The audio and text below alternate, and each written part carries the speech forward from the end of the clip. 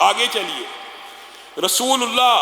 صلی اللہ علیہ وسلم نے فرمایا، کل جو بات کر رہے تھے انہی باتوں کو آگے بڑھائیں گے، ان اللہ وملائکتہ یصلون علی میامن الصفوف۔ کل ہم نے آپ کو کہا پہلی صف کے اوپر بھی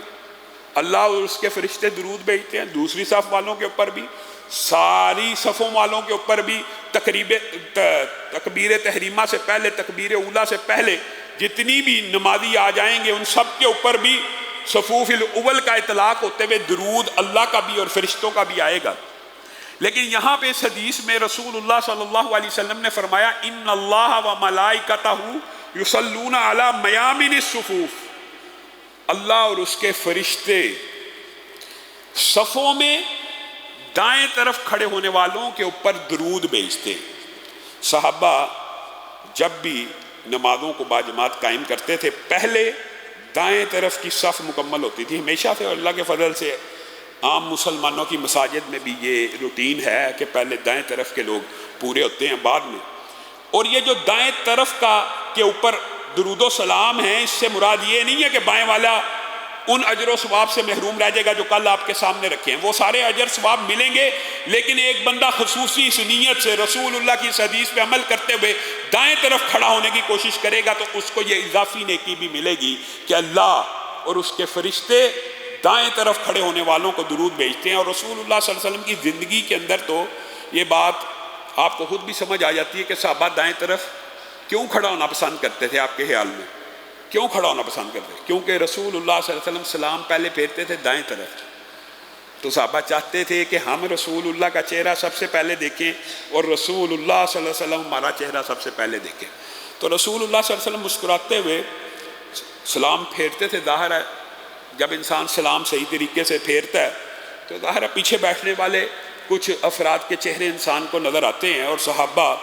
یہ بھی بیان کرتے ہیں بنیادی طور پہ رسول اللہ صلی اللہ علیہ وسلم کی عادت کا یہ حصہ تھا کہ رسول اللہ صلی اللہ علیہ وسلم ہر چیز کو دائیں طرف سے شروع کرنا پسند فرماتے تھے، حتیٰ کہ ایک شخص کو رسول اللہ صلی اللہ علیہ وسلم نے دیکھا الٹے ہاتھ سے کھا رہا ہے، رسول اللہ صلی اللہ علیہ وسلم نے کہا دائیں ہاتھ سے کھاؤ، پھر کہا دائیں ہاتھ سے کھاؤ، پھر کہا دائیں ہاتھ سے کھاؤ، کہتا میرے سے نہیں کھایا جاتا، میرے سے نہیں کھایا جاتا۔ رسول رحمت ہیں، رحمت ہیں۔ آپ کی زندگی میں بد دعا کے ابواب بہت کم ہیں، لیکن یہاں پہ رسول اللہ کے حکم تقیدی کے باوجود بھی جب اس نے انکار کیا، یہ بات سمجھنے کی ضرورت ہے جب رسول اللہ کا حکم آ جائے، رسول اللہ کا حکم آ جائے اور بندہ ڈٹ جائے اور بندہ اڑ جائے کہ مجھ سے نہیں ہوتا، میرے فقہ میں نہیں ہے، یا میرے مسلک میں نہیں ہے، یا میری نیچر میں یہ بات نہیں آتی، میری عقل میں یہ بات نہیں آتی۔ یہ دیکھیں رسول اللہ صلی اللہ علیہ وسلم نے کتنے چھوٹے عمل کے بارے میں یہ الفاظ کیے ہیں۔ رسول اللہ کو جب اس نے کہا نا میرے سے نہیں کھایا جاتا، تو رسول اللہ نے کہا نہ کھایا جائے تیرے سے۔ اس شخص کا ہاتھ شل ہو گیا، مفلوج ہو گیا، ساری زندگی پھر اس ہاتھ سے کھا نہ سکا۔ ہم نے رسول اللہ صلی اللہ علیہ وسلم کے فرامین کو بہت معمولی سمجھا ہوا ہے، بڑا لائٹ لیا ہوا ہے۔ آپ کسی کو حدیث دکھا دیں گے نا یا رسول اللہ کا حکم بھی دکھا دیں گے، نہیں جی پہلا لفظ یہ ہوگا، نہیں جی ہمارے مولوی صاحب نہیں مانتے، ہمارے فقیہ نہیں مانتے، ہمارے امام نہیں مانتے، ہمارے باو ساری زندگی باو اجداد نے ایسے نمازیں پڑھی، ایسے کیا، آج ہم بدل جائیں، ہماری ساری پچھلی ضائع ہوگی۔ اور بھائی سنت کے مطابق ایک نماز بھی بخشش کو کافی ہے، اور بغیر سنت جتنی مرضی بندہ نمازیں پڑھتا رہے، پھر وہ خلاد بن رافع کی حدیث آپ بھول گئے، ارجع فصلی فإنک لم تصلی،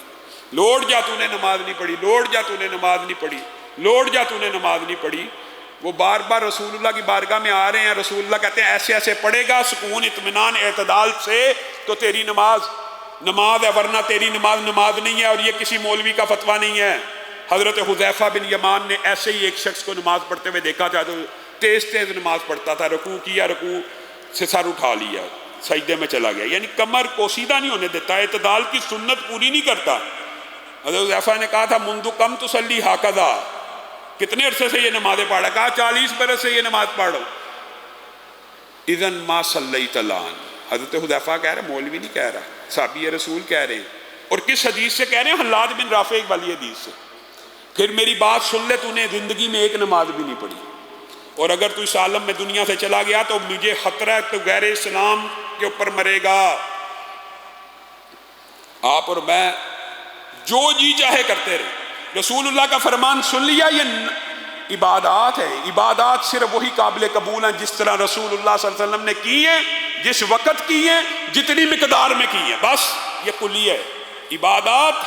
ہر عبادت منع ہے، مگر جو رسول اللہ صلی اللہ علیہ وسلم سے ثابت ہو، اور ثابت کا انداز بھی، تعداد بھی ثابت ہو، وقت بھی ثابت ہو،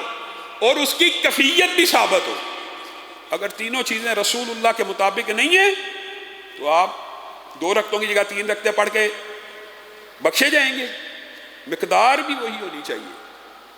کیفیت بھی وہی ہونی چاہیے، وقت بھی وہی ہونا چاہیے۔ وقت آیا ہی نہیں تو نماز پڑھ لی جائے، ابھی ہم فجر کی نماز پڑھ لیں ہو جائے گی، وقت بھی وہی ہونا چاہیے۔ تو میرے بھائیو، یہ جو ابواب ہے نماز باجماعت کے فضائل کے حوالے سے انشاءاللہ اپنی گزارشات کو آپ کے سامنے رکھیں گے۔ اللہ رب العزت جو کہا گیا، جو سنا گیا، اس کے اوپر عمل پیرا ہونے کی توفیق عنایت فرمائے۔ سبحان ربک رب العزت عما یصفون وسلام علی المرسلین والحمد للہ رب العالمین۔